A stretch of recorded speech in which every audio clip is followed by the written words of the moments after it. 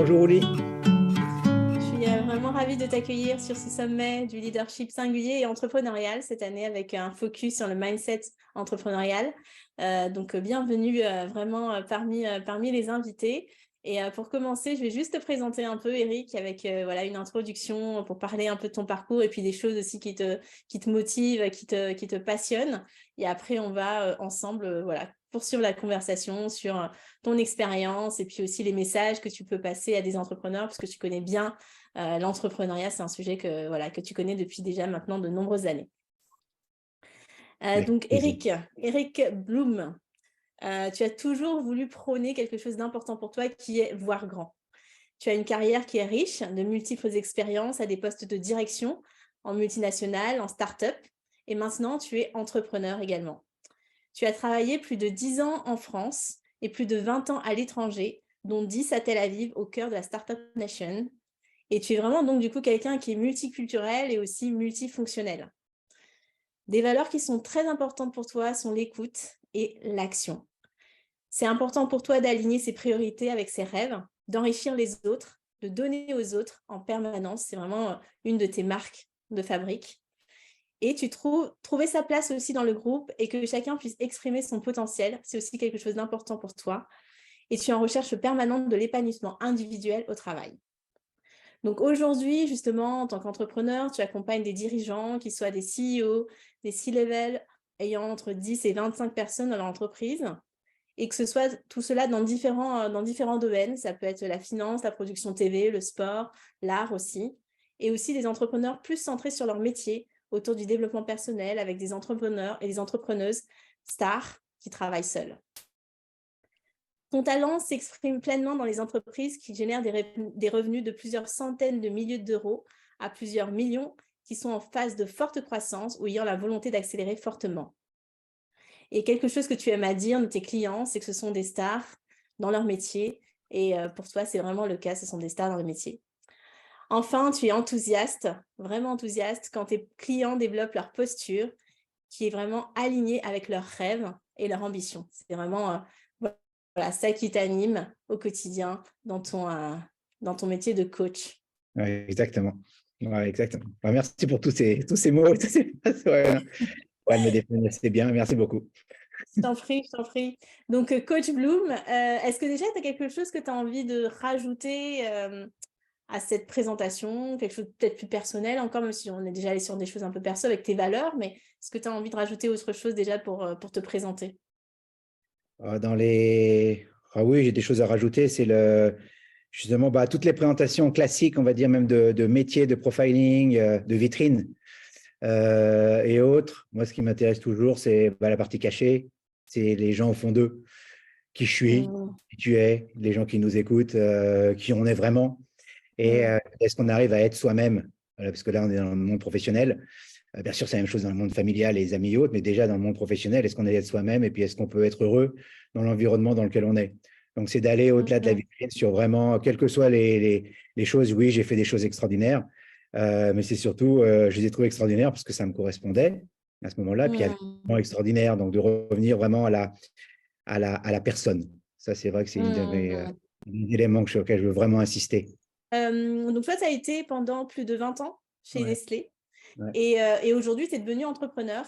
Par rapport à justement le fait d'être aligné avec soi-même, d'être aligné avec qui on est-ce que tu peux nous expliquer un peu justement ton parcours et ce qui a fait qu'aujourd'hui, comment tu as évolué déjà au sein de Nestlé et comment aujourd'hui tu es devenu entrepreneur, tu accompagnes les entrepreneurs. C'est quoi comment est-ce que tu as fait ce chemin d'évolution personnelle du coup et professionnelle aussi? Ouais, merci pour ce point parce que c'est vrai que et je vais vraiment le simplifier parce que je pense qu'à la base, c'est des choses vraiment simples. Le premier point, c'est que je pense qu'il y a une dimension de période. Je pense que moi, je travaille beaucoup sur la période. C'est une période de 3 ans, 5 ans, 10 ans. Et j'ai vraiment appris ça en multinationale. Et en startup, il faut décomposer le temps. Je pense que c'est hyper important. Et éviter les envolées lyriques de j'ai envie de faire ça, je vais faire ça, mes 10 prochaines années, on ne sait pas. Par contre, ce qu'on sait, c'est que comment ces 3 prochaines années, on a envie qu'elles soient extraordinaires. Comment quotidien. Et de revenir à une réalité sur lequel on a un impact tout de suite et Mm. de focuser dessus. Donc, ça veut dire que quand j'étais en multinationale, j'adorais être en multinationale. Je dirais que j'ai passé des années extraordinaires. Je n'aurais pas fait aussi longtemps avec mon profil, parce que je sais que j'ai un profil différent de beaucoup, on va dire, plus classique. Néanmoins, j'ai passé des années extraordinaires. C'était ma boîte, mes boîtes, et je me suis vraiment épanoui. Et donc, parce qu'à ce moment-là, c'était le mieux pour moi. Je faisais des Mm. choses aussi super intéressantes. J'étais aussi finalement intra-entrepreneur, parce que finalement, quand on dit Mm. justement la vitrine multinationale, ce qui est super important, c'est qu'est-ce qu'on y fait dedans. Et c'est Mm. d'aller creuser sur chacun. Parce que là, moi, on était par exemple 300 000. Donc, on faisait pas, les 300 000 personnes ne faisaient pas la même chose. Et donc, d'être sûr que bah, ça corresponde à soi, à son job, et qu'on fasse un job le plus intéressant. Mais comme aussi quelqu'un qui bosse dans une startup, il faut que ce soit super son job. Si ce n'est pas un super job, même une startup, on a envie de dire, ouais, so what? Et il faut vraiment Mm. trouver l'endroit où on se développe, on apprend et on apporte beaucoup à ses collègues et autres, ou à son marché. Donc ça, c'est ce que je faisais en multinational, en étant intra-entrepreneur, en changeant aussi de catégorie. C'est hyper important. C'est-à-dire moi, j'aime beaucoup, c'est changer. C'est-à-dire que je m'embête très Mm. vite. C'est-à-dire souvent, au bout d'un job, quand je fais au bout de 18 mois, je commence à frétiller. Euh, Mm. c'est pas que j'ai la bougeotte, c'est que quand je commence un job, le premier jour, je me sens responsable du job. Alors qu'il y a des gens qui commencent à dire il faut 100 jours, le point, qu'est-ce qu'on fait au bout des 100 jours? Mm. Trop loin, c'est 100 jours, je suis déjà vraiment complètement dans le boulot. Mais dès le premier jour, je me sens responsable. Alors, bien sûr, je n'ai pas l'historique, parce que j'arrive. Mais je me sens tout de suite opérationnel. Et ça veut Mm. dire que j'ai envie de faire aussi quelque chose de beaucoup plus vite, donc de changer. Ça, c'est ce qui m'a fait. Genre, moi, j'ai changé, par exemple, j'ai changé de catégorie. J'ai fait des chocolats, j'ai fait des glaces, j'ai fait le retail, j'ai fait hors domicile. Bien sûr, je montais et autres, mais en même temps, je changeais d'environnement, d'univers, de consommateur, de client. Et ça, c'est ça qui m'a fait aussi toutes ces années, à comparer à des gens qui font peut-être 15 ans dans le café. Tu vois, moi, je n'ai pas fait Mm. le café. J'ai fait vraiment différentes années. Donc, ça a été ce qui m'a fait. Et puis, j'ai créé de nouveaux jobs. Et j'étais aussi déjà dans la nouveauté. Ça veut dire que même dans une multinationale, on peut, justement, il y a énormément de choses qui bougent, même si de l'apparence, on sait moins quand on connaît moins. Mais de l'intérieur, ça bouge énormément. Et il y a des nouveaux métiers. Et souvent, j'étais celui qui prenait de nouveaux métiers. Donc, souvent, on venait me Mm. chercher. Et c'est moi qui, de par mon profil, bien sûr, en même temps, de capacité à faire, à réfléchir et à faire, où les gens venaient me voir. Donc, c'est ça qui a fait que j'ai eu toute cette période que j'ai adorée, hein. Et en fait, souvent, on Mm. rigole parce que quand on rentre en multinationale, on se dit, je rentre pour peut-être 1 an, 2 ans, 3 ans, puis on fait plus de 10 ans, 15 ans, quand on aime. Mm. Voilà, il y en a qui ont fait toute leur carrière, mais voilà. Donc, ça, c'était un petit peu cette période qui Mhm. correspondait à nos besoins. Voilà, et puis on fait des choses aussi globales. Ça, c'est non négligeable. Ça veut dire que quand on est dans un grand groupe, ben, on touche le monde. Alors, on touche le monde et on ne le touche Mm. pas parce qu'en fait, le monde, c'est une somme de marchés. Mais quand même, de par son travail, son innovation et autres, quelque part, ce qu'on innove, potentiellement, ça peut se retrouver dans le monde entier. J'avoue que c'est assez Mm. grisant et que Mm. j'ai déjà dans le voir grand, que c'est grisant de se dire, tiens, mon concept, ce que je suis en train de développer, potentiellement, bien sûr, si on est patron de business unit, encore plus, mais c'est plus dur quand on est en local, mais potentiellement, ça peut s'étendre géographiquement. Et mes idées, mon cerveau, avec mes collègues, hein, on n'est pas tout seul, bien sûr, il peut toucher d'autres consommateurs ailleurs. Donc ça, j'avoue que ça me plaît beaucoup, je l'ai toujours, hein, Mm.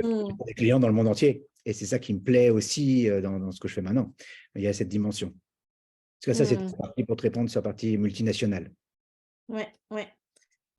Et justement, parce que enfin, je trouve que c'est super intéressant ce que tu dis, parce que parmi les gens qui vont nous écouter, je pense qu'il y en a qui ont envie d'entreprendre, qui sont entrepreneurs, et puis il y en a aussi qui sont dans leur carrière, Ouais, qui sont en entreprise, qui n'ont pas forcément envie d'entreprendre. Et je trouve que déjà, ne serait-ce que sur cette partie-là, en fait, tu nous dis que on peut vraiment avoir l'esprit entrepreneurial, même en étant dans un job. Et ouais. pour toi, comment est-ce que tu as développé ça? Alors, tu nous dis que c'est déjà ta personnalité, hein, déjà d'essayer de faire de nouvelles choses, le côté voir grand, etc. Et qu'est-ce que quelqu'un qui, justement, s'ennuie un peu dans son job, a envie de devenir un peu plus entreprenant, qu'est-ce que tu pourrais lui dire déjà sur l'état d'esprit à adopter, justement, pour quelque part tirer quelque part profit aussi de ce cadre qu'on peut avoir quand on est salarié, Ouais, ouais, oui, qu'on n'a oui. pas quand on est entrepreneur et qui peut nous Entièrement. manquer aussi parfois. Non, non, tu as entièrement raison. Et justement, je pense que vraiment, avec tout ce que j'ai vu, il y a plusieurs choses. Il y a toute la partie analytique que moi j'ai adoré en multinationale, mais vraiment analytique, c'est-à-dire analyser les marchés au niveau des consommateurs, au niveau des clients, au niveau de son PNL, comprendre ce qui est en train de se passer vraiment fact-based, ça veut dire avec la dimension chiffre, la dimension quantitative et bien sûr qualitative, mais vraiment de comprendre ce qui est en train de se passer. Et c'est là où j'ai envie de dire, même si on s'embête, il y a toujours un truc à creuser. Et finalement, justement, moi, ce que je déteste, c'est le syndrome de tout de suite, on court vers l'objectif, demain, ça ira mieux et tout. Moi, je suis désolé, mais si vous n'analysez pas votre marché, demain n'ira pas mieux. Il n'y a pas de raison. Demain ne va pas mieux. Demain va mieux quand on comprend mieux aujourd'hui ou mieux le passé. Et donc, ça veut dire que si même on s'embête, ce qui arrive, hein, et autres, c'est avec humilité dire est-ce que je connais bien mon marché? Et ça, on a toujours à progresser, quel que soit son job, à mieux connaître ses consommateurs, mieux connaître son marché, aller plus en profondeur, aller trouver d'autres insights, interroger d'autres personnes, avoir l'avis de gens qui ne connaissent rien, avoir l'avis d'experts. Tu vois, donc ça, moi, j'ai été très fort toujours pour me sourcer tout ce que je faisais moi, mon équipe, mes équipes autour, d'autres équipes, les salons, l'étranger, la presse. Moi, j'ai toujours beaucoup lu au niveau presse économique et de se dire, tiens, quand tu parlais d'ailleurs de Danone ou d'autres, c'est de se comparer à comment font les autres, comment font les petits, comment font de la moyenne, et de le faire avec humilité et sans ego. Parce que ce qui est dur, je trouve, quand on est vraiment à des gros postes, ou même, c'est de se dire, en fait, c'est analyser et de voir qu'il y a des trucs qui ne vont pas. Et je trouve ça, c'est dur. Parce que finalement, on passe toute la journée, et puis quand on voit ces trucs, on se dit, mais ma part de marché, elle n'est pas tellement bien, on n'a pas tellement progressé, il n'y a pas un wow. Bah, alors finalement, on fait tout un transfert de, mais alors est-ce que je suis bon? Alors peut-être qu'on est en face de concurrents qui surinvestissent, qui sont surpuissants, ou peut-être qu'on n'a pas une bonne position de part de marché. Donc tout ça, c'est dur. Donc c'est de l'analyser. Et après, de se dire, tiens, l'innovation, en fait, et ça a été un des gros, justement, leviers que j'ai identifié, moi, dans les game changers de vraiment de l'entreprise dans laquelle je travaillais et moi, de ma carrière, c'est que de partir de ce qu'on fait aujourd'hui. Ça veut dire de penser à rénover, comment je peux mieux rénover, comment je peux mieux servir mes clients, comment je peux leur apporter un plus. Moi, tu vois, mon obsession, toujours été, depuis 30 ans, c'est comment j'apporte un plus tout de suite, maintenant et demain, aux gens qui m'ont fait confiance. Ça veut dire qu'ils ont décidé d'acheter mes produits, mes services, qui à un moment dit, OK, j'investis, que ce soit un indépendant, une famille, une entreprise, un B2B, un B2C. La logique, c'est quand même la même. Au moment, il y a une personne qui dit, OK, j'achète ou j'achète pas. Et bien, cette personne qui te donne sa confiance, c'est de se dire, OK, il a acheté, il a fait un acte d'achat. Maintenant, comment je lui apporte encore plus et comment je lui donne encore envie de réacheter et de construire plus sur la fidélité plutôt que d'aller chasser d'autres clients que je ne connais pas ou autre. Donc ça, c'est vraiment cette dimension de retrouver de l'intérêt dans son job, tu vois, et retrouver de nouvelles choses. Et plus on creuse, plus on se rend compte que finalement, et ça c'est un peu une frustration même multinationale, c'est que en fait, il y a énormément de dimensions qu'on n'a pas le temps d'étudier parce qu'on est dans une dynamique de tellement de choses. Et c'est de se poser à certains moments et froidement dire, OK, bah ça, c'était pas si bon. Je vais m'en occuper. Voir je ne sais pas faire, avoir l'honnêteté intellectuelle de dire je ne sais pas faire. Donc, ça veut dire aller chercher les compétences chez ses collègues, à l'extérieur, avec d'autres. Mais en même temps, de leader le sujet, hein, en disant pour moi, c'est un sujet important, mais je ne sais pas complètement le traiter. Comment je fais? Et c'est ça qui fait que finalement, on rencontre de nouvelles personnes, on définit de nouveaux projets, on fait de nouvelles choses, on voit d'autres angles. Et puis finalement, c'est ce qui fait que même si on s'embête, eh ben, on s'embête beaucoup moins parce qu'on est en train de faire la même chose, la même tâche, de la même manière. Parce que c'est quand même ça le syndrome sur lequel on doit tous lutter, multinationales, PME, start-up, entrepreneurs, c'est d'éviter de penser qu'en refaisant la même chose, on va avoir un meilleur résultat. Non, il faut faire un truc différent. Je ne suis même pas en train de dire nouveau, mais différent déjà. Peut-être qu'on peut refaire, peut-être arrêter. Et c'est là où il y a voilà, cette notion pour te répondre. Ouais, super, c'est super intéressant parce que effectivement, tout ce que tu racontes en tant qu'entrepreneur, on en a besoin aussi et c'est vrai qu'on prend pas, enfin en tout cas moi personnellement, je prends pas forcément le temps de revenir vraiment d'analyser le passé ou même d'analyser le présent pour pouvoir construire de façon réfléchie, on va dire, la suite. Ouais, vraiment cette dimension-là, donc ça c'est vraiment hyper intéressant. Et du coup, après cette expérience chez Nestlé, Qu'est-ce qui s'est passé pour toi? Ce qui s'est passé, c'est avec toutes ces multiples expériences que j'ai eues, j'ai vu aussi que j'aimais bien aussi faire partie de petites équipes, faire partie d'histoires, Mm. écrire des histoires d'entreprise, un peu de rêver de changer le monde, hein, disons les choses comme elles Mm. sont. Et autres. Alors moi, c'était une entreprise agroalimentaire. Maintenant, l'agroalimentaire change le monde. Tout ce qui est plant-based et bien sûr transformation vers le végétal et autres. Et bien sûr, ils veulent changer le monde et ils sont en train de le changer. Donc ça, c'est merveilleux. Et en même temps, moi, justement, quand je travaillais vraiment, on était sur les nouveaux produits. Il y avait des endroits en technologie où ils changeaient le monde aussi. Et moi, j'avoue que Mm. j'adore tout ce qui est technologie, mais je n'avais pas envie de le lire simplement dans la presse. Je voulais le vivre. Donc, je me suis dit, donc, je Mm. commençais à me rendre visible. Et c'est un petit peu aussi pour répondre à ta question d'avant sur comment ne pas s'embêter, c'est aussi avoir la capacité à lever la main et à dire, tiens, mais moi, j'adore ce que je fais, mais j'ai aussi envie de faire autre chose. Donc, de le faire où on Mm. bosse et de le faire aussi où on ne bosse pas ailleurs, de se rendre visible en disant, moi, je suis intéressé. Parce que finalement, moi, il y a plein de gens qui ne venaient même pas me solliciter en me disant, mais Eric, toi, tu es chez Nestlé, tu restes chez Nestlé. Je dis, oui, non, mais j'adore. Mais je disais, mais je suis ouvert aussi à voir si c'est un bon projet et autres, même une taille complètement différente. Moi, ça m'intéresse parce que j'ai envie aussi de me challenger, de voir autre chose, de bosser sur d'autres éléments. Et c'est vrai que ce qui a été mon gros game changer, c'est quand j'étais en Israël. C'est qu'en fait, Mhm. quand en Israël, en fait, en vivant là-bas, en fait, ce que j'ai découvert, c'est euh, en fait, c'est que quand on sort pas de chez soi, entre guillemets, même si on bosse avec Mm. d'autres, on pense qu'on est multiculturel, on n'est pas tant que ça. Ça suffit pas les voyages. C'est quand on vit ailleurs, on ressent vraiment, Mm. on commence à toucher à l'école, à l'éducation, vraiment au mode de vie au quotidien et autres. Où là, j'ai vu qu'il y avait d'autres modèles économiques. Et là, c'est là où j'ai découvert les startups. Ça, c'était il y a plus de 20 ans. Et donc, c'est là où j'ai découvert un autre setup de petites équipes qui travaillent sur un sujet Mm. spécialisé, mais ultra pro et qui font des choses dingues à petite équipe. Et là où déjà, moi, ça a été mon premier truc en me disant, waouh, il y a d'autres modèles, mais qui marchent. Mm. Et donc, ça a ouvert mon esprit en me disant, bah, tiens, toi, tu travailles dans une des plus grandes entreprises au monde, bien sûr, où tu t'éclates, mais peut-être que tu peux aussi faire d'autres choses ailleurs. Donc, ça m'a ouvert l'esprit. Commencer à parler à des entrepreneurs et autres, à échanger. Puis ça me plaisait ce qu'ils faisaient. Puis je voyais que j'étais bien avec eux. Et Mm. aussi une notion sur laquelle moi j'attache beaucoup d'importance, c'est est-ce qu'on est bien avec les gens avec qui on travaille ou avec qui on est?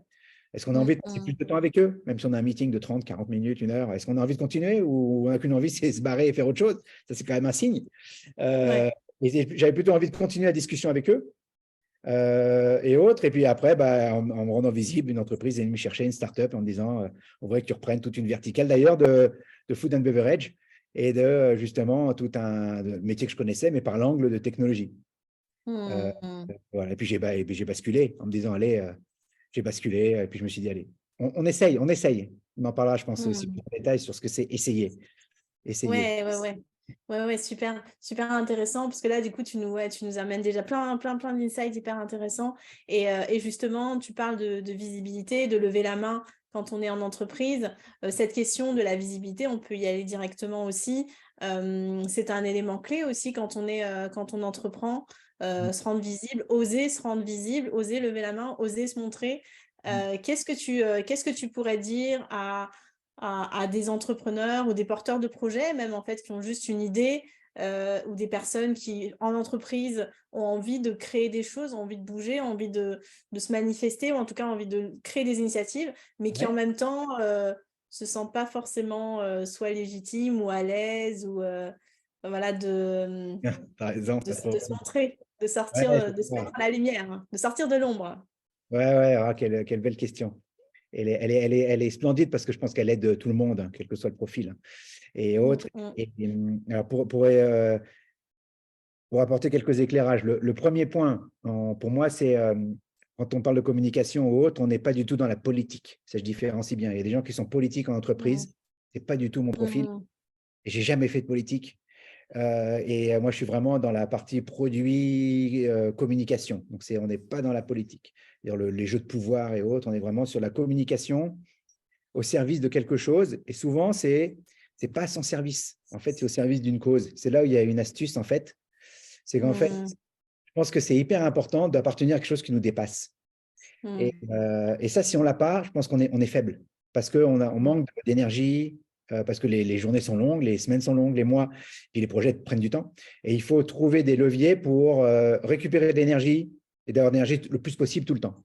Et je pense que l'appartenance à quelque chose de plus grand, ça donne cette énergie, ce côté, ce supplément d'âme, de motivation, de se dire et autres. En tout cas, moi, c'est comme ça que je fonctionne.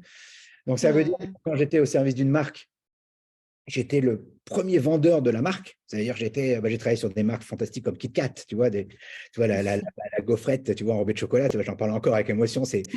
Mais les gens étaient émerveillés quand j'en parlais. Parce que je parlais d'un truc qui me dépassait, que je n'avais pas inventé, parce que KitKat existait avant moi. Moi, mon job, c'était juste apporter de la valeur à l'instant où je m'en occupais.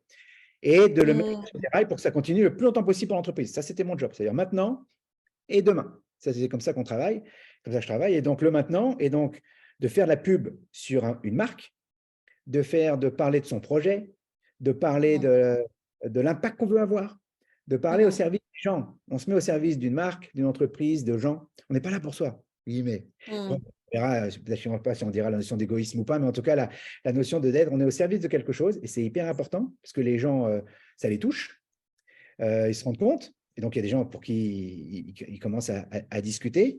Et cette communication après, en même temps, il faut qu'elle soit hyper précise. Ça veut dire qu'on ne peut pas communiquer sur tout, parce que sinon, on n'est pas visible. Et ça, c'est hyper important. Ça veut dire, alors bien sûr, moi, mon métier de base, on ne l'a pas précisé, mais moi, mon métier de base, c'est vraiment le marketing. Ça veut dire, le marketing, c'est toute la composante de stratégique, développement produit, mise en place du prix, de la distribution, la communication. C'est toute cette cohérence autre qui est ensemble. Tu vois, on va pouvoir apporter et le mettre au service finalement d'un consommateur.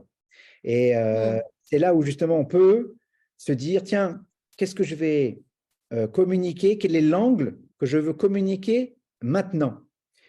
Et c'est hyper important parce que sinon, on n'est pas entendu. Il faut être très précis dans ce qu'on veut. Ça veut dire, on peut prendre la parole, il faut prendre la parole, mais sur un besoin, ça veut dire, ça peut être mes 3 prochaines semaines, mes 3 prochains mois, la vision de mon problème, je veux résoudre ça. Il y a plein d'angles, hein. Mais choisir un angle et s'y tenir. Souvent, quand tu vois des coms, il y a plusieurs syndromes. Il y a un syndrome qu'on voit tout le temps de plein de gens, c'est communiquer sur tout et n'importe quoi. Et finalement, on n'arrive pas à trouver leur légitimité. Je ne sais pas leur légitimité à eux intérieure, mais en tout cas, déjà de l'extérieur, on ne comprend pas. Mais de quoi ils parlent? Qu'est-ce qu'ils veulent dire? C'est quoi leur combat? C'est quoi pourquoi j'irais parler à cette personne? Je ne sais même pas de quoi il me parle. Oui, je vois à peu près le sujet, mais je ne sais même pas, il ne prend pas parti. Donc, je pense que c'est hyper important d'arriver. Et c'est la même chose pour les marques, les entreprises, que pour soi. À un moment, de se dire, à un moment, j'ai envie de parler de ça, c'est mon combat, c'est mon point, mais mon combat au service de quelque chose. Pas pour ma pub à moi, tu vois, pas tu vois, ma pub d'Eric, non, mais ça n'intéresse personne, ça. Et apparemment, et même, je veux dire, même moi, ça ne m'intéresse pas. C'est le sujet, c'est plutôt, par contre, pourquoi c'est intéressant de me parler? Parce que moi, je suis sur un combat, je soutiens des entrepreneurs, je soutiens des femmes entrepreneurs, je soutiens des PME. OK, comment? Et puis, donc, je suis prêt à prendre la parole sur ce sujet, tu vois. Et ça, c'est hyper important. Comme ça, les gens catchent et de se dire, j'ai pas envie de toucher tout le monde. C'est pour ça que, tu vois, comme je te dis, même, je travaille avec telle taille d'entreprise. Oui, de par moi, je pourrais travailler avec tout le monde, mais il y a des endroits où je n'ai pas envie parce que je sais que ça va me prendre trop de temps, puis je n'ai pas le temps, la patience et autres, donc j'y vais pas. Par contre, il y a des gens vers qui je veux aller. Donc, c'est d'être très clair sur ma cible. Donc, tu peux choisir un message clair, assez narrow, assez étroit, une cible, de se dire à qui je veux parler, et puis après d'y aller. Et puis après d'y aller franchement. Et même, et justement, et là, c'est pour toutes les personnes qui se sentent un peu pas légitimes, un peu timides, mal à l'aise. Mais on l'est tous à un moment ou à un autre, hein, voire beaucoup. Hein, il ne faut pas croire. Mais c'est pour ça que j'utilise souvent l'astuce de la cause, parce qu'on perd un peu sa timidité quand on est au service de quelque chose qui nous dépasse. Parce qu'on perd moins le nombril et puis on est un peu en combat. Tu vois, on y va, quoi. Et ça aide beaucoup, tu vois, d'y aller vers cette partie, cette envie d'aider les gens. Et puis là, ça résonne auprès d'une cible, d'un public, même de gens qui ne sont pas directement concernés, mais qui ont envie de rentrer et d'interagir. Voilà. Ouais, merci pour cette clé, cet insight, parce que c'est vrai que je pense que notamment quand on est solopreneur, c'est hyper difficile de se distinguer soi, de son produit, de son offre, de son projet. Et c'est à la fois une force et c'est à la fois aussi justement une limite, je pense, de...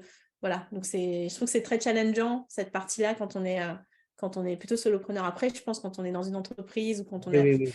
des équipes, c'est peut-être un peu plus déjà différent. C'est déjà différent, je pense.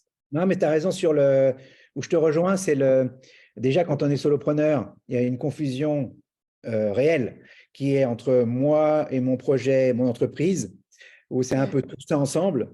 Donc, on ne sait plus trop, quand on communique, je parle de moi, je parle de mon projet, je parle de mon entreprise. Donc, on n'est pas très bon parce qu'on ne sait pas trop finalement quel est l'angle. Donc, je pense que ça vaut le coup de découper les choses. Voilà, bah, c'est mon entreprise, je vais vous parler de ça. Voilà ce que j'ai voulu faire, nanana. Et voilà, pour ma partie, moi, j'interviens là-dessus. Et le sujet, c'est ça. Et aussi, un truc tout bête, c'est et aussi d'exclure certaines choses en le disant. Voilà, et mon entreprise ne va pas travailler. Par exemple, moi, j'ai monté à un moment une entreprise autour du développement durable et avec des projets et autres. Et justement, je pense que ça peut vraiment aider pour l'illustration. C'est que, bien sûr, je n'étais pas le seul à intervenir sur le sujet, mais il est tellement vaste et autres. Et moi, j'avais déjà décidé d'intervenir, on va dire, sur la Suisse, où je suis basé, je suis à Genève. Donc, déjà, je vais dire, ça ne va pas être même Suisse-France, parce que j'avais des appels de France. Non, non, que Suisse. Donc, déjà, ici en Suisse, sur un sujet, et de dire, le breakdown, ça va être le recyclage. Je vais parler que du recyclage. Et recyclage de quoi? Comment? Et tu vois, il y a des sujets où, alors j'avais une partie sur réutilisation et autres, réduction des déchets et autres. Je dis, attendez, ça, je l'évacue, je sais, mais ce n'est pas le sujet.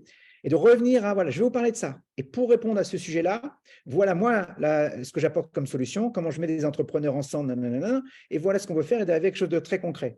Donc, tu vois, d'arriver à dire, il y a un sujet énorme, moi, dans ce sujet-là, voilà sur lequel je veux intervenir, voilà ce que je fais, voilà mon plan, voilà comment on va le faire, voilà qui m'aide, et voilà ce qu'on ne met pas dedans.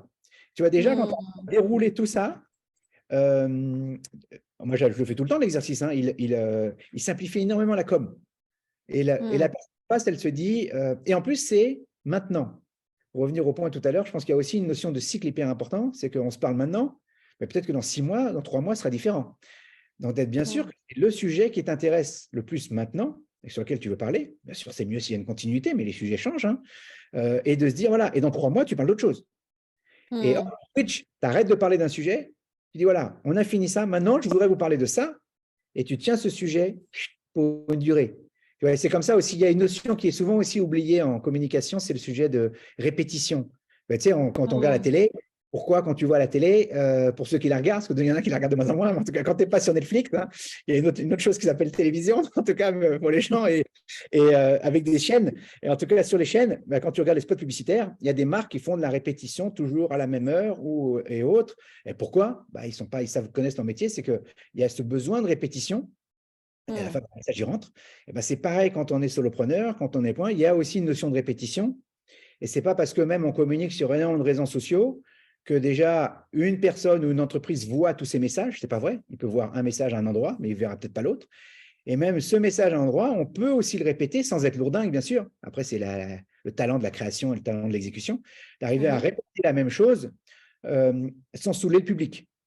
Et donner envie de rencontrer, de connecter, d'acheter, de se renseigner. Après, il y a plein de discussions possibles, tu vois. Mais il y a cette notion aussi de répétition qui est pas négligée parce que sinon, on n'est pas entendu. Parce que la découverte dans le business, qui est terrible, mais c'est un peu comme certains moments dans sa vie, c'est on n'est pas tout seul au monde. Et il y en a qui communiquent et qui sont aussi super bons et qui font des choses bien. Et l'enjeu, quand même, c'est comment on émerge, comment on arrive à être entendu, quoi. C'est quand même ça aussi le vrai sujet. Au-delà, c'est là, il y a une notion de performance. Hein. Communiquer, c'est bien, mais après, froidement, de se dire, est-ce que finalement, je suis entendu? Est-ce que les gens ont compris ce que je leur dis? Est-ce qu'ils ont envie d'interagir? Ils n'ont pas envie. Il y a quand même beaucoup de filtres derrière, mais qui sont, comme je te disais tout à l'heure, en partie analytiques. C'est-à-dire, si les gens n'analysent pas ça, pour moi, ils ne bossent pas. Ils ne font pas leur travail. Si c'est des messages sur Instagram ou sur LinkedIn et même pas regarder ce qui se passe derrière, pour moi, ils ne font pas leur travail. C'est juste balance, ils se font plaisir. Là, on est vraiment dans la notion de plaisir, mais on n'est pas dans le travail. Voilà. Ouais, super intéressant.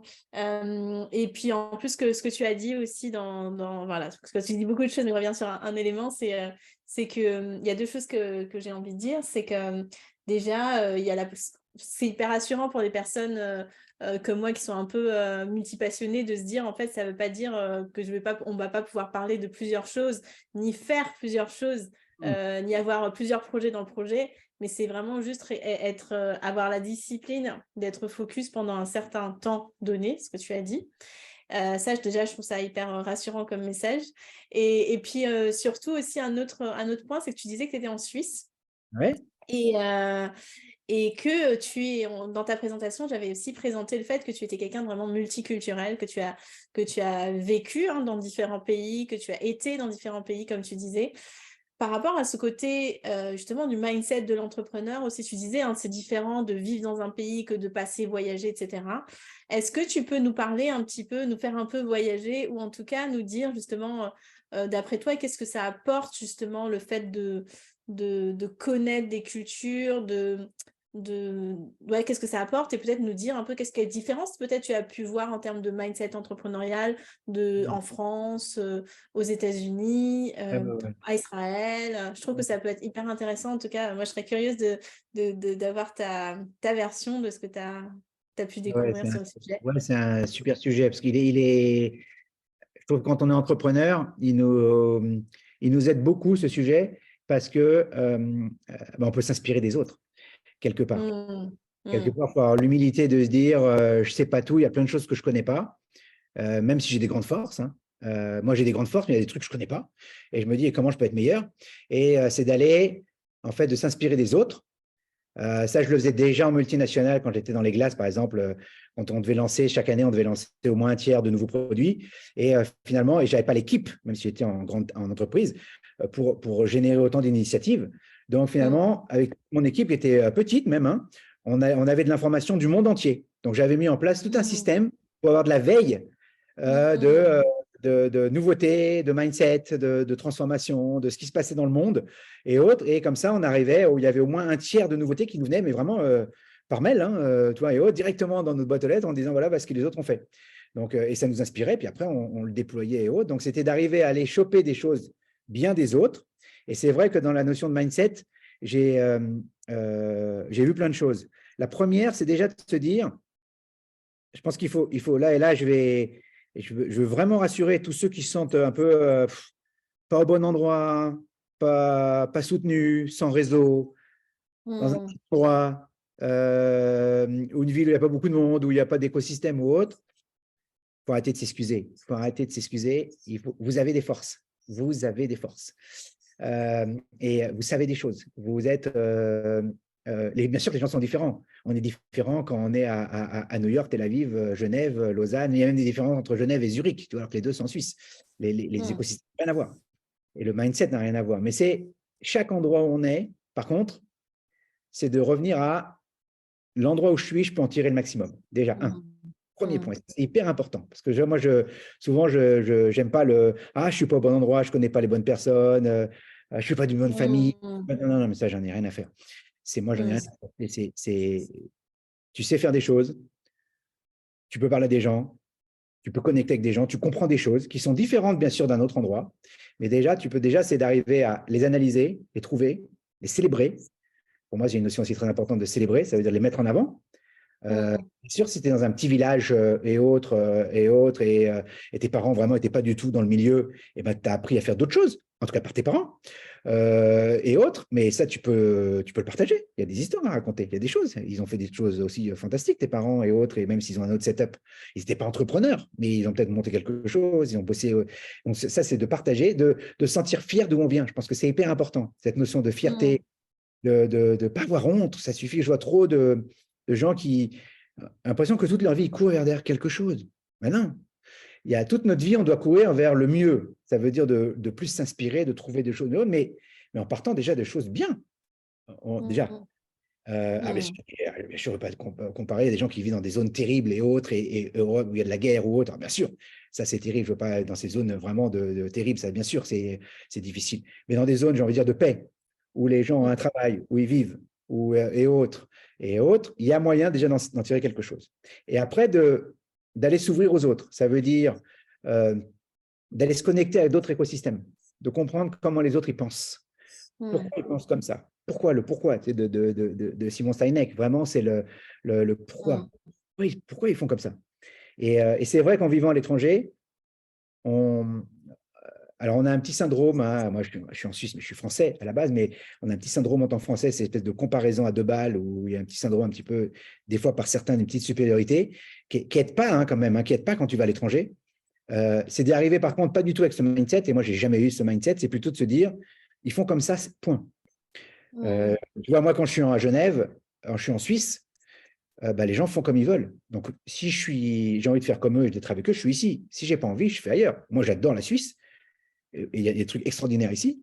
Et ben, je suis très bien ici, j'étais très bien aussi à Tel Aviv, mais c'est de dire, il y a un mindset, il y a des choses qui me plaisent sur des trucs, il y a des trucs qui me plaisent moins, ok, mais globalement, moi, ça me plaît, ça. Ils le font, donc c'est d'aller choper ce qu'ils font, pourquoi ils le font comme ça, de comprendre, et d'aller choper deux, trois éléments. Par exemple, du mindset de Tel Aviv, ça veut dire la vitesse, ça veut dire l'ouverture, ça veut dire l'agilité, ça veut dire, il y a un mot en hébreu qui dit aussi la chutzpah. La chutzpah en hébreu, c'est un mot extraordinaire, ça veut dire c'est oser, justement. Ça veut dire, et certains le traduisent limite, mais ce n'est pas la traduction exacte de limite mal élevé, parce que c'est limite un peu trop, tu vois, des fois. Mais c'est plutôt, moi je préfère le voir dans le sens oser, qui est de oser faire des choses, de rencontrer des choses, rencontrer des gens, pardon, oser se dire je peux changer le monde, oser y aller, tu vois, sans tout savoir. C'est ça que j'ai appris aussi à Tel Aviv, c'est vraiment oser y aller, quoi. Pas simplement penser, pas simplement penser à ses plans, mais de le faire, commencer à bouger. Ça, j'ai appris ça à Tel Aviv. Ce que j'ai appris en Amérique, c'est le voir grand, ça c'est clair, le voir grand. Mais ce qui est marrant, et c'est pour ça que pour revenir à mon premier point, j'ai aussi appris le voir grand à Tel Aviv.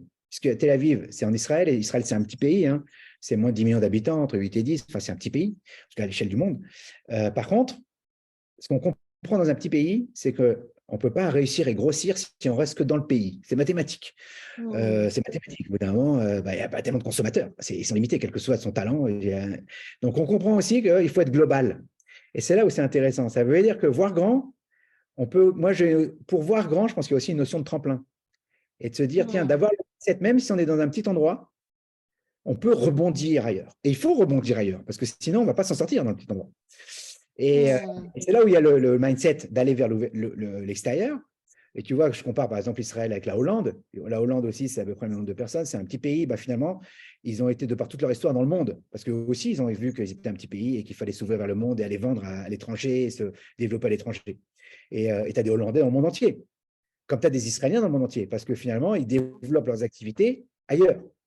À New York, en Amérique, dans d'autres pays, en Australie, enfin, il y a dans tous les pays du monde, parce que il y a ce mindset vers l'ouverture. Donc ça, c'est aussi hyper important, que j'ai vu. Et puis, et ici, tu vois, par exemple, à comparer à Genève, en Suisse, j'ai eu un mindset en fait, ça va vous surprendre, mais de super entrepreneurs.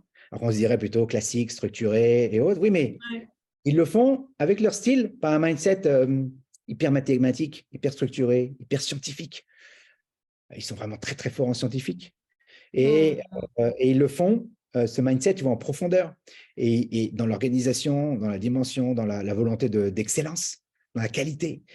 Et c'est ce mindset d'être obsédé par la qualité, d'aller jusqu'au bout de son travail. C'est là, il y a ce mindset d'aller en profondeur.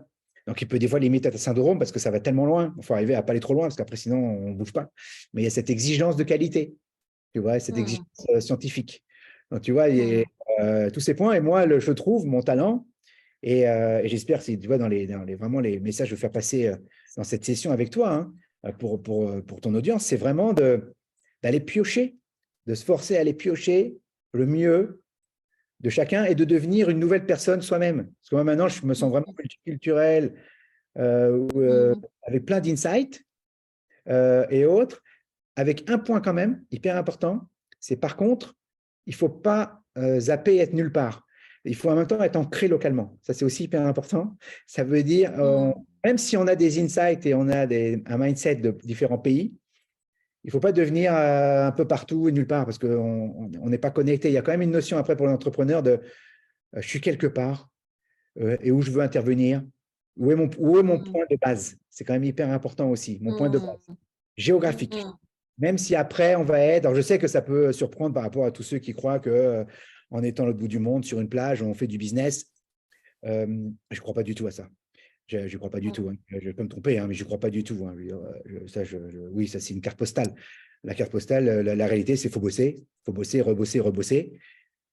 Par contre, des fois, il faut aller s'aérer l'esprit. Des fois, il faut se mettre les pieds en éventail de mer. J'adore. Moi, je vais au bord du lac et machin, mais juste, il faut d'abord bosser, bosser, bosser. Et puis, la performance, elle vient par la quantité de travail aussi, et pas toujours son laptop devant une plage. Hein. Parce qu'il faut aussi se connecter à d'autres. Voilà, vraiment, voilà, c'est un autre sujet. Et c'est de mindset et ça, c'est le point que j'ai trouvé quand même chez tous ces gens, de beaucoup de boulot. Parce que les Israéliens travaillent matin, midi et soir. Pour te dire, la semaine là-bas, elle ne commence pas le lundi, elle commence le dimanche, puisque le week-end commence vendredi, un demi-jour avant. Mais il y a déjà des gens qui peuvent t'appeler au niveau professionnel quand c'est urgent, le samedi soir, donc c'est-à-dire la veille, comme si c'était dimanche soir en Europe.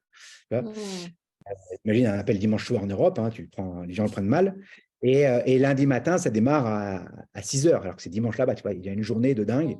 Ils travaillent beaucoup, beaucoup, beaucoup. Ça, je l'ai trouvé partout. Et c'est limite, là, je fais la balance de dire comment les gens travaillent autant et tiennent. Là, il y a un autre sujet. Mais en tout cas, j'ai trouvé partout, on l'abordera si tu veux, mais c'est un vrai sujet quand même, d'équilibre de vie pro et perso. Mais en tout cas, ce que j'ai trouvé en mindset, c'est comment travailler bien, comment travailler beaucoup, et de choisir ses sujets. Et de choisir ses sujets. Ça, j'ai trouvé aussi dans les bons entrepreneurs de mindset, le focus.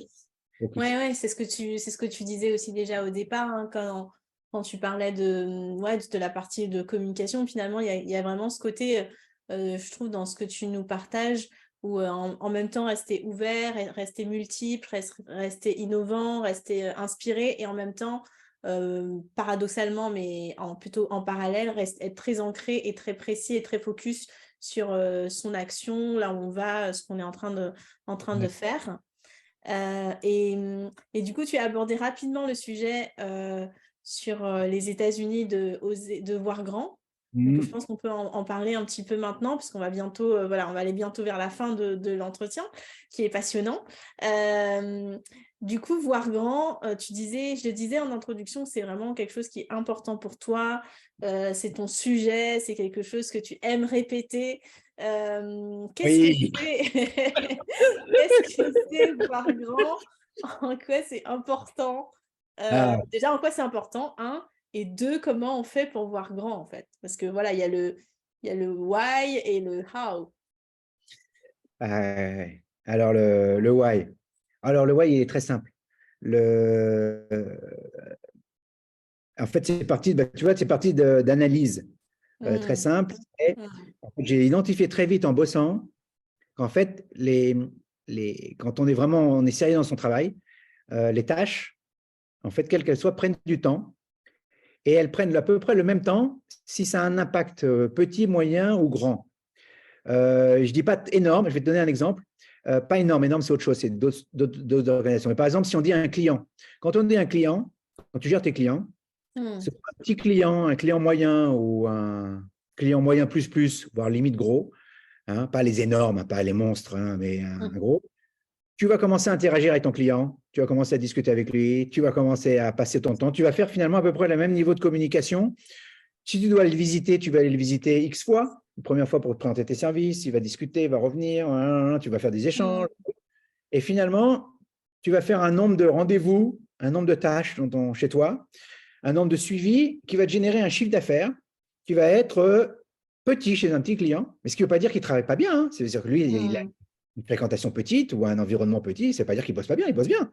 Mais il touche X personnes, peut-être 5, 10, 20, 100, alors que l'autre va en toucher 1000, 10 000.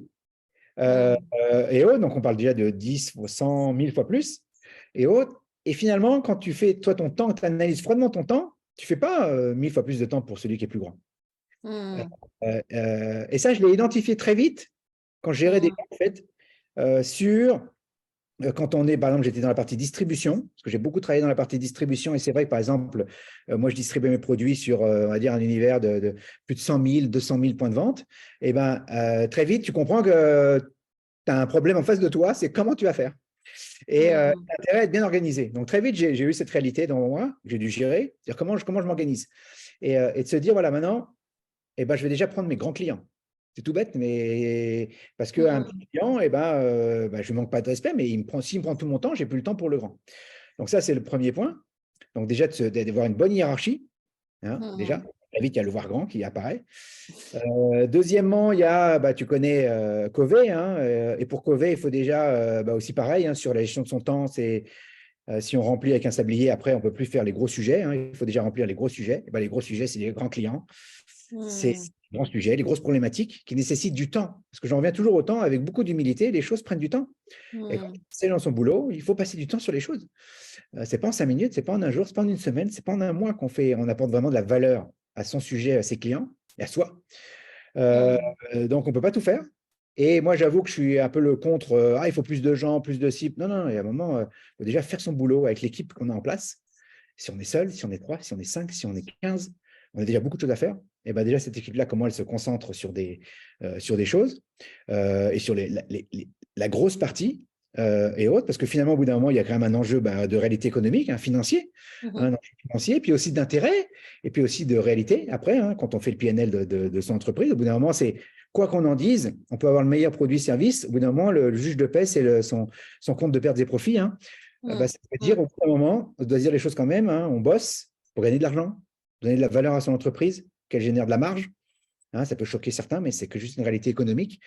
De gagner sa vie pour soi, pour tous les gens qui travaillent pour cette entreprise, et de générer plus de marge pour une entreprise en respectant ses clients, ses fournisseurs, tout le monde. Évidemment, on est en croissance pour réinvestir cet argent dans de la recherche, dans du temps, dans la prospection, dans la communication. Je veux dire, c'est simple, hein, la vie d'entreprise. Hein. Et que si on ne génère pas de marge, on ne peut pas réinvestir. C'est aussi simple que ça. Donc, on pivote et donc on ne grossit pas. Donc, j'ai vu ça. Deuxièmement, j'ai vu aussi que quand on innove, et ça, c'est terrible, c'est que quand on travaille sur des nouveaux produits, j'ai vraiment compté, j'ai mesuré le nombre d'heures, mais de manière vraiment scientifique sur le temps passé. Et moi, j'ai lancé des milliers de produits, donc j'ai vraiment une grande expérience dessus. C'est que finalement, qu'on lance un nouveau produit ou un nouveau service pour 10, 20, 50, 100, 1000, 10 000 personnes, c'est à peu près le même temps. C'est à peu près le même temps. C'est que finalement, c'est pas parce que c'est petit, quand on est professionnel, qu'on ne va pas aussi respecter les gens. Donc, on a besoin de bosser sur un sujet. Tu montes un programme online, ton programme online, qui soit consommé par 5 personnes, ou 500 ou 1000, je passe les problèmes un petit peu de logistique ou de points, d'accord, il y a 2-3 trucs à régler en plus, mais entre 10 personnes et 1000, c'est le même temps. Si tu es professionnel. Tu fais ton programme, tu le réfléchis, tu fais les créas, tu les diffuses, tu testes, tu as des retours, il marche pas. Et donc, très vite, moi, je me suis dit, mais c'est pas possible, je ne peux pas passer tout ce temps-là. Il faut être beaucoup plus. Et là, j'en suis arrivé au point de qu'est-ce que ça veut dire voir grand? Comment je suis focus? Je suis focus sur les gros sujets. Je suis focus sur les gros sujets. Je suis focus sur ce qui peut aussi changer vraiment. Et là, on commence à croiser aussi avec l'ambition. On a envie de bien faire son travail. On a envie aussi de toucher beaucoup de gens. Par exemple, tu veux, toi qui aides justement les entrepreneurs, tu es super contente quand tu aides 5, 10, 20, 30, mais après, tu vas te dire en tant que femme d'affaires, si je travaille 10 ans sur le sujet, et je te souhaite, tu as envie de toucher peut-être 5 000, 10 000 entrepreneurs. Et c'est louable. Et eux, tu auras vraiment eu un impact. Et eux auront développé, et elles auront développé leur entreprise. Et donc, au bout d'un moment, tu as besoin de passer du temps sur tes projets à toi et de se dire pour avoir cet impact-là. Donc, c'est aussi sur… Et on commence à parler à l'impact et à vraiment voir grand. Donc, tu vois, c'est le point. Et le voir grand, il te permet aussi de te rendre visible. On en vient aussi au sujet collaboration de tout à l'heure. Tu commences à être sur des gros sujets, tu commences à intéresser aussi des gros partenaires. Au bout d'un moment, même si tu es un génie, mais ton sujet, il reste petit, tu restes chez toi, quoi. Tu restes dans ton bureau, tu restes dans ton quartier, tu restes dans ta ville, tu restes dans ton coin de rue. Ce qui ne veut pas dire que tu ne bosses pas bien. C'est là où il y a justement le piège. C'est que tu peux être super professionnel et être vraiment bon, mais être inconnu et pas être en collaboration avec quelqu'un qui est peut-être à New York ou à Miami. Tu commences à te dire, j'apporte quelque chose sur mon sujet et je vois grand. Et voir grand, ça veut dire, j'ai envie de travailler avec Miami. Si depuis le début, depuis le day one, tu n'es pas en train de te dire, mais j'ai envie de bosser avec quelqu'un à Miami, tu ne bosseras jamais avec quelqu'un de Miami.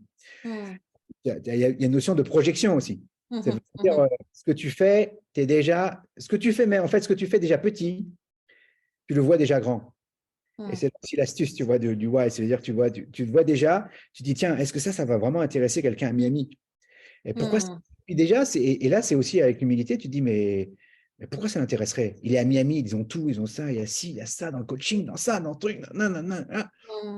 Et ben, ça te permet, toi, finalement, et c'est là où il y a le truc hyper intéressant, c'est que pour voir plus grand, il faut aller plus en profondeur sur soi, sur sa valeur ajoutée de soi et de son entreprise.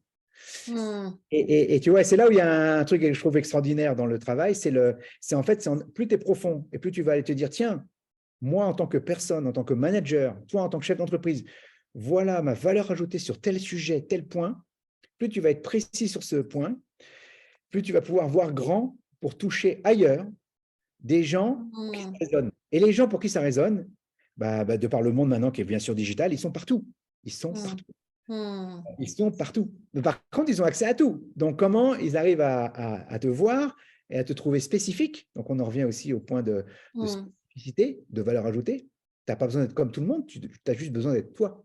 Et là, ton sujet, c'est pour ça que j'en revenais au point initial, d'où tu viennes, quoi que tu fasses, si tu apportes ton sujet, il y a quelqu'un pour qui ça résonne. Moi, souvent, les gens que j'aide un peu à se projeter ou même à retrouver des jobs ou autre, je leur dis un peu, j'essaye de leur changer un petit mindset, d'aller se vendre et autres, parce que ça ne marche pas. C'est plutôt de se dire, dans le mindset, si tu es bon, il y a quelqu'un qui t'attend quelque part. Il y a une entreprise qui t'attend. Il y a une entreprise où il y a le bureau qui est vide, ça va être ton bureau. Par contre, c'est un bureau avec des caractéristiques, avec des points, avec des différences. Mais si c'est toi, il n'y a pas de raison que ce ne soit pas toi qui ai ce job. Tu vois, c'est un peu ça, se voir grand, ça veut dire se voir ailleurs, ça. Et puis deuxièmement, il y a une notion de rêve, ça c'est une évidence, ça veut dire que je pense que dans l'entreprise, de par la pression qui est réelle, économique, financière, de tout le temps, de taille, quand on est entrepreneur, c'est dur, ça veut dire c'est dur de générer de l'argent, de vivre, souvent même on peut faire de l'argent pour sa boîte, mais on n'en vit pas, il y a des entrepreneurs qui sont comme ça. J'en profite pour passer le petit message, il y a une différence entre le chiffre d'affaires et ses revenus pour soi et sa famille, c'est 2 chiffres différents quand même, il ne faut pas mélanger les deux, parce qu'au milieu, il y a tout, il y a des impôts, il y a des charges, il y a des choses, donc il faut quand même savoir faire une descente de prix quand même. Et en tout cas, donc, il y a la notion de rêve qui est souvent oubliée, surtout au démarrage, et je pense que le voir grand, il aide en fait les managers à sortir de ces contraintes. Parce que finalement, si on veut innover, et si on n'est que sur les contraintes, alors bien sûr, on peut innover dans le problem solving, on dit, il y a un problème, je vais le résoudre et autres, mais si on est écrasé par les contraintes, on n'y arrive pas. Donc, il faut arriver, moi, ma manière de sortir les gens un petit peu de leur quotidien, c'est de les faire rêver, voir grand, tu vois, d'arriver à dire, tiens, allez vous projeter. Par contre, ce n'est pas une réalité, c'est un rêve. C'est le voir grand, c'est un rêve. Ça veut dire, je ne suis pas en train de dire, vous allez aller là demain, après-demain. Non, non. C'est déjà où est-ce qu'il est votre monde idéal de votre entreprise, où est-ce que vous l'emmenez, quel travail vous avez envie de faire demain. Et plus vous serez précis là-dessus, ça peut être géographique, avec qui, avec le profil des gens, le nombre de personnes, les clients, le marché, énormément de choses. Ça peut être aussi où on bosse, il n'y a pas besoin de changer. Ça peut être voir grand dans le numéro que l'on est, et autres. Et de mettre cette notion de rêve. Et puis après, justement, ça c'est ton deuxième point, sur comment on y arrive. Et c'est là où j'ai fait justement le breakdown, d'arriver à se dire, de ce rêve qui était la phase 1, maintenant, on fait un break de secondes, maintenant on devient une réalité et on se dit, on revient à, et c'est là où je pense que ça aide vraiment les gens, c'est à aujourd'hui, si même tu as posé ton rêve, tu vois, là j'ai fait tu vois tout à l'heure, à l'heure du déjeuner, j'ai fait une session de coaching individuel avec une femme entrepreneuse qui a eu une carrière extraordinaire. Et ben, elle a réussi pendant la session à poser son rêve. Elle a vraiment posé son rêve pour son activité, pour un univers en B2B. Elle a posé ces choses, elle a dit des mots très clairs. Vraiment, on pouvait écrire l'histoire, on pouvait dessiner vraiment son rêve. Elle n'avait jamais exprimé comme ça. Moi, j'étais hyper content déjà exprimer le rêve. Et deuxièmement, elle a réussi pendant la session, avec tout le questionnement que j'ai pu lui apporter, et puis sa valeur aussi, son intelligence, à arriver à se dire, voilà, maintenant, mon étape 1, c'est ça. Et de se dire en quoi, et c'est là que j'en viens à une réalité, de se dire en quoi aujourd'hui, j'avance vers ce rêve juste en faisant ce que j'ai envie de faire. Avec qui j'ai envie de parler, avec qui j'ai envie de manger, avec qui j'ai envie d'appeler, à qui j'envoie un LinkedIn, pourquoi je fais cette pub, pourquoi je rencontre cette personne, pourquoi je communique comme ça, et autres. Et si on sent qu'on n'est pas dans l'étape 1 vers son rêve, c'est qu'il y a un truc qui ne va pas quelque part. Donc, c'est là tout l'accompagnement. Tu vois, nous, on travaille ensemble sur plein de choses, tu vois, qu'on connaît par cœur, mais c'est de se dire, un point, c'est est-ce que le rêve, il est bien figé, est-ce qu'il est clair, il n'est pas clair, quel est le quotidien, il peut y avoir des écarts. De toute façon, tout notre boulot, je trouve, c'est de combler, c'est de gérer les écarts. Parce que finalement, quand il y a des écarts, c'est normal, des fois. Mais c'est juste une réalité, ça veut dire qu'il y a, il y a quelque chose il faut craquer. Et c'est OK, bah, c'est le travail, c'est ça aussi. Et c'est le travail d'accompagnement pour faire de passer de ce rêve à une réalité, pour bouger. Et c'est là où moi je suis très dur aussi, c'est bouger dans l'univers dans lequel on est aujourd'hui. C'est-à-dire, je pense qu'il y a une notion, et ça je l'avais appris en revenir à ton point de mindset en Israël, et ce qui est très différent de l'Europe et encore plus de la Suisse, parce que moi je ne l'ai pas noté tout à l'heure, c'est la notion au temps. C'est qu'en Israël, j'ai appris que tout est aujourd'hui. Tout est aujourd'hui, mais aujourd'hui. Il y a une vision stratégique très loin, mais c'est déjà aujourd'hui. Et c'est hyper, et pour ça qu'ils réussissent tellement en tant qu'entrepreneur. Ça veut dire qu'aujourd'hui, je dois faire quelque chose vers mon rêve, pour faire croître ma boîte, vers mon action, vers mon angle stratégique. Et je ne dois pas bidouiller, je dois vraiment avancer. Et il y a cette notion d'aujourd'hui, même si je suis tout seul, même si je suis dans ma cuisine, même si j'ai un petit laptop, même si je ne connais pas beaucoup de monde, tu peux avancer. La personne, elle peut avancer. Mais il faut être clair, c'est-à-dire qui je rencontre, j'ai un plan. Il faut un plan. Tu sais, comme Macron, le monsieur suisse, donc il fait des explorateurs extraordinaires, lui, il a toujours un plan. Bien sûr qu'il faut un plan. Et d'avoir le plan, ben, je vais bouger là, je vais faire ça. Mais dans la réalité d'aujourd'hui, et c'est là où je trouve qu'il y a une notion très intéressante, c'est d'arriver, c'est comme ça que j'aide les gens avec qui je travaille, et que je faisais toujours d'ailleurs, c'est d'aller très loin dans le rêve, dans le voir grand, de ne pas se mettre de limites qui sont finalement les limites familiales, culturelles, géographiques, financières, networking. On s'en met tous 50 limites. Ça, on les casse. On va rêver grand. Mais par contre, après, on revient à une réalité et d'arriver à démarrer tout de suite et de faire une action. C'est quoi la première action? Comment on essaye? Et on avance. Et c'est comme ça qu'on commence à se mettre en mouvement. Voilà. Excuse-moi, j'ai pris un peu de temps, mais c'était le. Je vais essayer de. Si des gens te diront après qu'ils te. Ça m'a aidé parce que après cette session, j'ai fait ça, ça, ça et ça. Moi, j'aurais fait ma partie. Oui. Non, c'était super. Merci, Eric. Et ce que je trouve super, et je pense qu'on va bientôt s'arrêter, c'est vraiment aussi que ce que tu as dit, en fait, ça rejoint aussi vraiment le thème aussi de ce sommet qui est le leadership singulier, c'est-à-dire ce côté où être vraiment soi-même, creuser en profondeur, ce que tu disais, c'est ce qui peut aussi vraiment nous permettre d'apporter notre contribution singulière que nous seuls pouvons apporter. Donc, je trouve que ça boucle bien avec le sujet aussi du sommet. Je te laisse peut-être réagir là-dessus et je te laisse aussi du coup nous donner un peu le mot de la fin parce que je pense qu'il faut qu'on conclue, même si on pourrait parler encore des heures et des heures et je suis sûre que tu repars pour 20 minutes. C'est déjà fini. Mais ils sont déjà tous partis, ils ont arrêté. C'est trop long, ils sont tous coupés déjà. Non, je sais pas. Non, mais écoute par rapport à la thématique justement de ton sommet et bravo de l'avoir articulé comme ça parce que justement moi j'ai injecté des choses justement de singularité pendant la session et je veux revenir dessus, c'est que je vais vous donner une anecdote, c'est quand justement j'étais en Israël et donc on est parti là-bas, mon épouse, mes 3 filles, donc on est parti à 5. La dernière, elle avait 6 mois, et autres, la dernière fille, donc avec un bébé, et autres. Et notre objectif principal, en fait, en arrivant là-bas, c'était de s'intégrer. Ça veut dire de ne pas faire les Français en Israël, mais de faire des immigrants qui arrivaient en Israël et de s'intégrer. Et donc, avec des Israéliens. Donc, on a, par exemple, je n'ai pas rencontré de Français pendant 1 an, exprès, c'était une stratégie, de dire, voilà, je veux vraiment connecter par l'école, par le travail, par tout ce qu'on veut, des locaux et autres. Et donc, on a travaillé dessus. Et moi, dans ma tête, mon ambition, c'était justement de devenir le plus israélien, de devenir le plus local. Et finalement, quelque part, de gommer ma singularité française et d'être local. Et finalement, je me suis rendu compte avec un temps, et en fait, c'est qu'en fait, moi, je suis pas les jeunes là-bas, j'avais presque 40 ans, enfin, tu vois, donc j'étais pas jeune, donc j'avais beaucoup bossé déjà, donc j'avais aussi un gros background, et finalement, les gens me voyaient français. Alors, j'ai appris la langue là-bas, j'étais au cours d'hébreu avec les immigrants, avec les Russes, les autres, et donc j'ai appris ça, donc j'avais un hébreu en plus moyen, et autres, donc donc ils me voyaient français. Et à un moment, justement, j'ai eu un twist, et ça peut aider aussi les gens qui nous écoutent, c'est que je ne jouais pas sur ma singularité. C'est qu'en fait, j'ai voulu rentrer dans la masse. Mais quoi qu'on en dise, je rentrais dans la masse, mais c'était pas assez fin, tu vois. Parce que, les autres ne me voyaient pas comme ça. Ils voyaient mes efforts. Par contre, ils voyaient mes efforts et ça, ils les louaient. Et pour eux, ils m'accueillaient parce qu'ils voyaient tous les efforts que je faisais, ma famille, et ça, ils le notaient. Par contre, ils me voyaient quand même français. Et à un moment, je me suis dit, non, arrête. Et j'ai retourné le truc et j'ai commencé à dire, non, non, je suis un Français en Israël. Et en fait, j'ai commencé à faire la pub de la France. Et la pub de la France, ça allait très loin parce que j'ai même travaillé pour l'ambassade de France. Et j'ai fait l'ouverture d'un institut culturel qui a été le grand événement à Tel Aviv et dans tout Israël. Donc, j'ai vraiment fait, on va dire, le cocorico en Israël.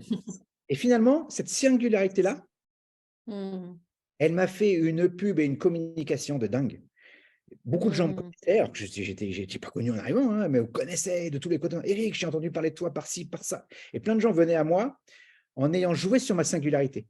Mais par contre, en ayant joué à fond, en étant professionnel, en ayant monté l'un des plus gros événements d'Israël, en ayant bossé vraiment dur, hein, et puis en ayant bossé, en ayant réfléchi, avec des bons partenaires, pas tout seul dans mon coin, hein, mais en jouant sur ce point, et il me disait, ah, tes événements, ils sont extraordinaires, il y a le Touch of France, il y a le Touch of machin, il y a Paris, c'est tellement fin, tu sais recevoir les gens, tu sais faire un event, tu es beaucoup plus fin dans ton approche et tout. Et des gens connus commencent à m'appeler.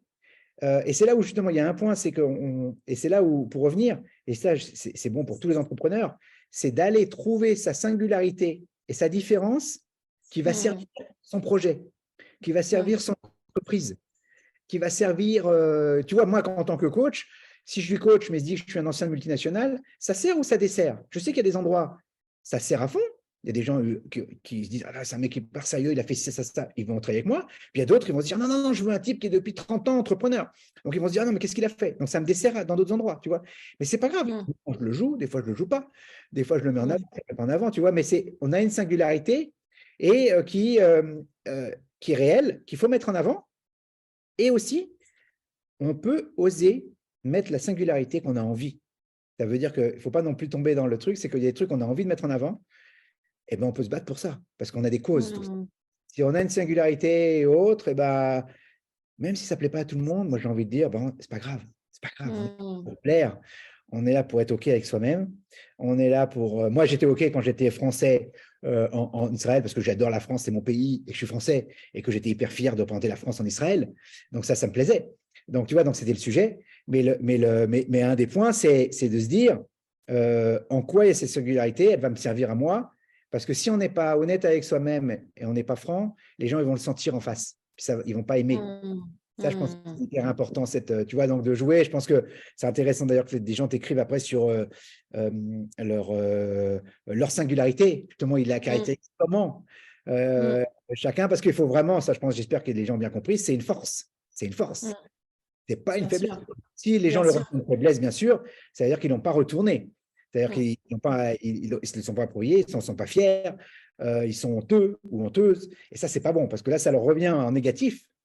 Et il faut y aller franco, avec fierté, avec maîtrise, avec limite agressivité. Je dis exprès ça, et ça peut choquer certains, mais je pense que la notion d'agressivité est importante. Il y a des moments, il faut y aller. Il faut aller sur le terrain, il faut aller les rencontrer les gens, il faut se montrer, il faut montrer sa différence, sa singularité.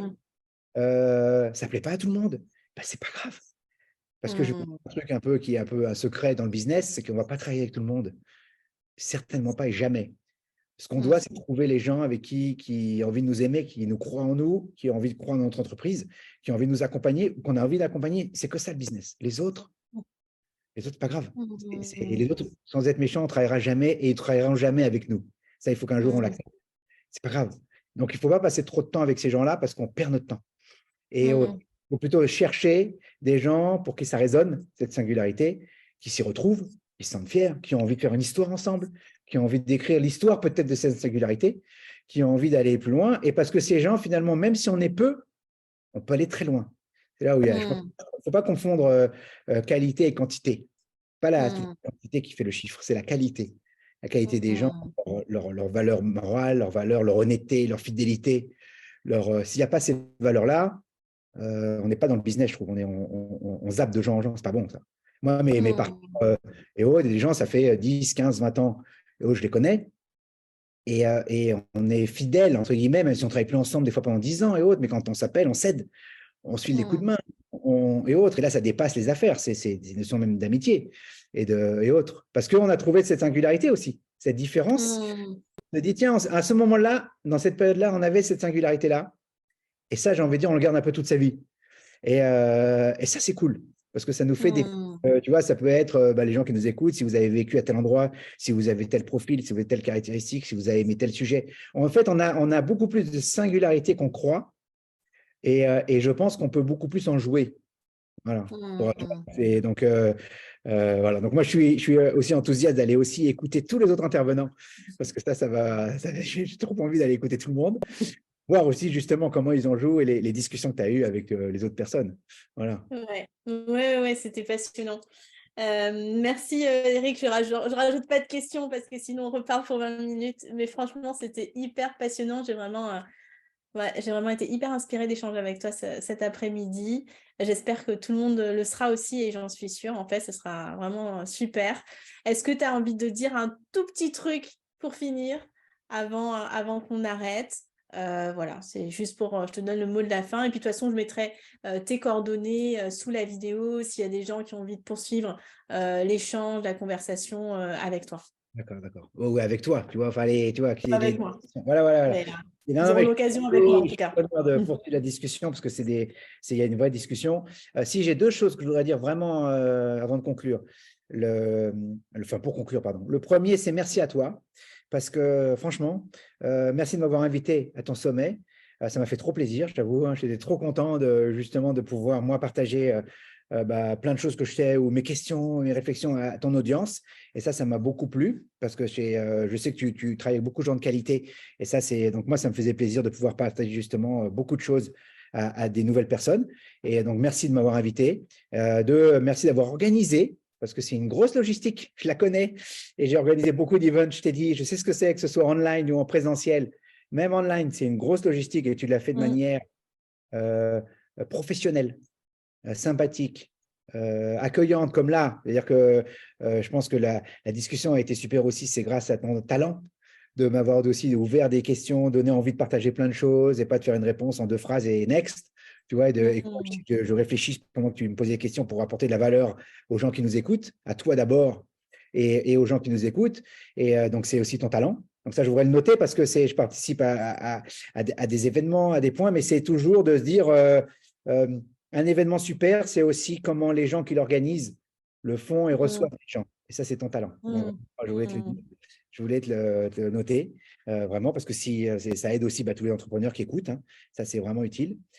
Et pour conclure maintenant pour l'audience, alors vraiment, j'ai envie de dire un mot. Essayez. Ça veut dire, vous ne prenez pas trop la tête, vous réfléchissez pas trop, essayez, faites, avancez. Là, c'est vraiment le coach qui parle. C'est juste essayez. Et même, j'ai envie de dire, même si ça ne marche pas, ce n'est pas si grave. C'est juste le premier point d'essayer, c'est une première victoire. D'avoir posé un sujet, oser bouger, d'avoir fait un mouvement.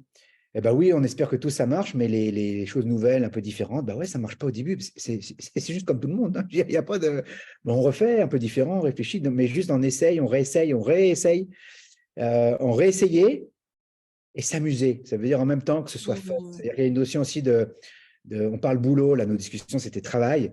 On n'a pas tellement parlé de tout ce qui est bonheur, santé mentale et autres, et ce n'était pas le sujet, mais c'est quand même un sujet, ça veut dire réessayer et mettre la dimension aussi épanouissement. Ça, tu l'as mis aussi au début, tu as mis en avant dans ma bio, elle est importante pour moi, ça veut dire aussi s'épanouir, se développer, prendre du plaisir, parce que sinon, on n'arrive pas à tenir dans la durée. Il y a quand même une notion de durée. Et la durée, elle se tient par le fun, c'est-à-dire il faut quand même s'amuser dans ce qu'on fait.